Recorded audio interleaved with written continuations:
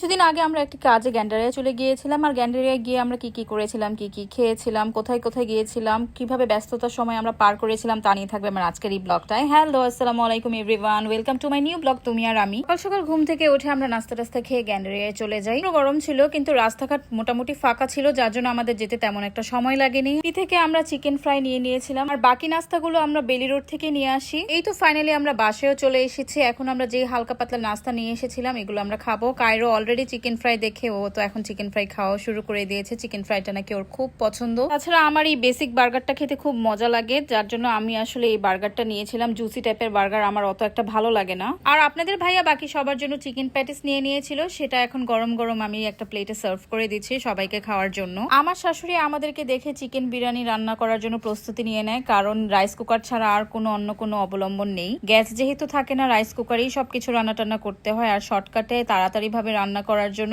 এটাই একটা বেস্ট খাবার। বিরিয়ানি আমার খুবই ফেভারিট। ওই দিন পিঙ্কি ভাবি হসপিটালে অ্যাডমিট ছিল, যার জন্য পিঙ্কি ভাবিকে দেখতে আমরা মিলেনিয়াম হসপিটালে চলে যাই। বাসা থেকে কাছে হয়, আমরা খুব সহজেই হসপিটালটা চলে যাই। ভাই আবার আমাকে দেখে ডিসেন্ট থেকে একটা কেক এনে খাওয়ালো। ডিসেন্টের খাবার আমার খেতে খুবই মজা লাগে। হসপিটালে কিছু সময় পার করার পর আমরা বাসায় চলে আসি। পরে দেখে আমার শাশুড়ি আমাদের জন্য গরম গরম বিরিয়ানি রান্না করে ফেলেছে। আর তাছাড়া বিরিয়ানির কালারটা দেখেই বোঝা যাচ্ছে বিরিয়ানিটা কত মজা হয়েছে। চিকেন বিরিয়ানির সাথে আমার শাশুড়ি আমাদের জন্য ইলিশ মাছ ভেজেছিল।